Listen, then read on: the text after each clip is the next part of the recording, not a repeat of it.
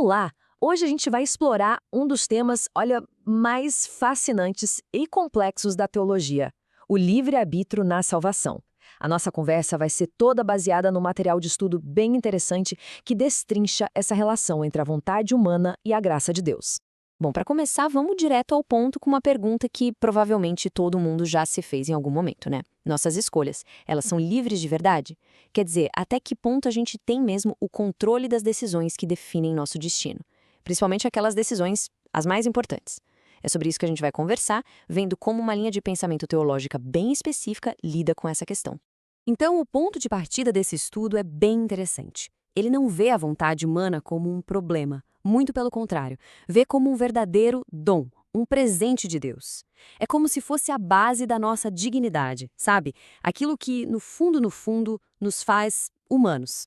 Mas afinal, o que seria o livre-arbítrio dentro dessa lógica? Bom, o material que a gente está usando define como essa capacidade que foi dada por Deus de fazer escolhas de forma consciente.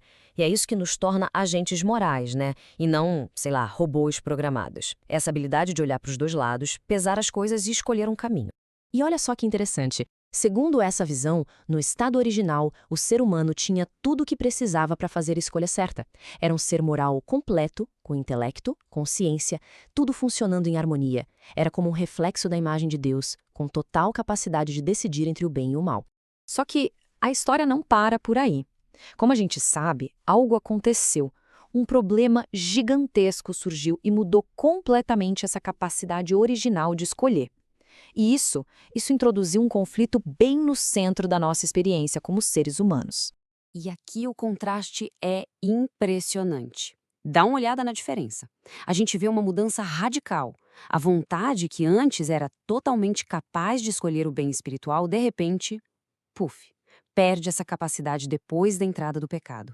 Ela passa a se inclinar naturalmente para o mal. E o pior, por conta própria, ela se torna incapaz de escolher o caminho de volta para Deus. É uma virada de 180 graus, né? E olha, não foi uma coisa superficial, não. O estudo deixa bem claro que essa corrupção foi total, afetou cada pedacinho do ser humano.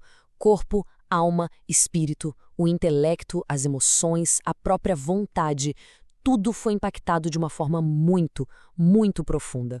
E o resultado disso tudo? Bom, o ponto crucial é esse. A coisa ficou tão séria que se dependesse só da escolha humana, a salvação seria impossível. Não é só difícil, não. O material é bem enfático nisso, usa a palavra impossível. Ok, então a gente chegou num beco sem saída, certo? Se o ser humano não pode dar o primeiro passo, de onde viria a solução? É aí que a história tem uma virada. A iniciativa precisa vir de outro lugar. E é exatamente aí que Deus entra em cena. Então, fica essa pergunta no ar. O que fazer?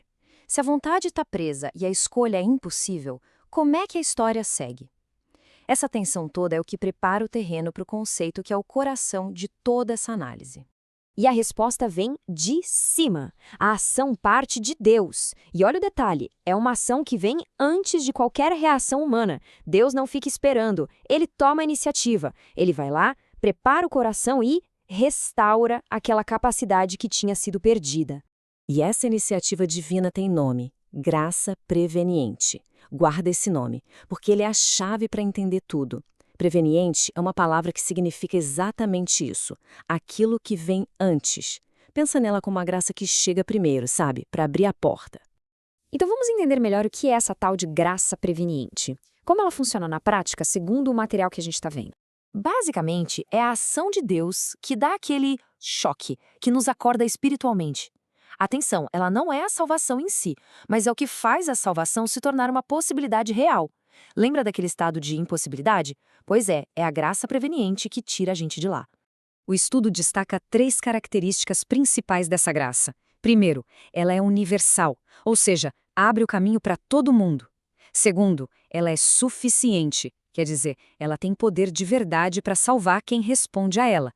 E terceiro, e esse ponto é crucial, ela não é irresistível, ou seja, ela pode ser recusada. A escolha humana continua valendo. E esse, talvez, seja o ponto mais incrível de todos. Essa graça não anula o livre-arbítrio. Pelo contrário, ela o restaura. Ela não força ninguém a nada. Ela liberta a vontade, que estava presa, e devolve para o ser humano a capacidade real de dizer sim ou não para Deus. Ela que torna a escolha uma escolha de verdade. Ok, então, com a capacidade de escolher de volta nas mãos, a responsabilidade também volta para o indivíduo. A bola, digamos assim, está no nosso campo de novo.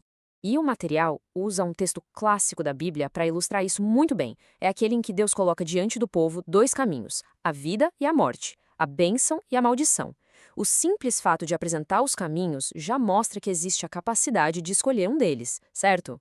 E o convite é direto, claríssimo. Escolhe, pois, a vida. Não é só uma possibilidade no ar, é um chamado para a ação. A instrução não podia ser mais clara. Escolhe. Isso só reforça o peso da resposta humana. Uma resposta que agora sim, graças a essa ajuda inicial, é realmente possível. Tá, mas como seria essa resposta na prática? O estudo resume em 3 pontos. Primeiro, o arrependimento, que é basicamente dar meia volta, mudar de direção.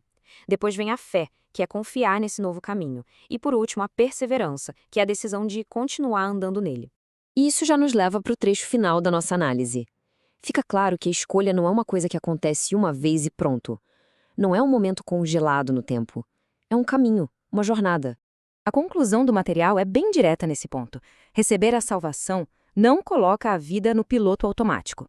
Pelo contrário, é o começo de uma jornada de decisões diárias, uma jornada que é sim sustentada pela graça, mas que exige responsabilidade o tempo todo. Perseverar nesse sentido é fazer escolhas ativas, todo santo dia. É um compromisso que se renova, uma resposta diária àquela graça que nos deu a capacidade de escolher. No fundo, é o exercício constante desse livre arbítrio que foi restaurado. E assim a gente fecha o círculo, voltando a uma pergunta como no começo. Mas agora ela tem um peso diferente, né? A questão não é mais se a gente pode escolher. A questão é, já que a graça nos deu essa capacidade de volta, o que de fato estamos escolhendo no nosso dia a dia? Fica aí a reflexão.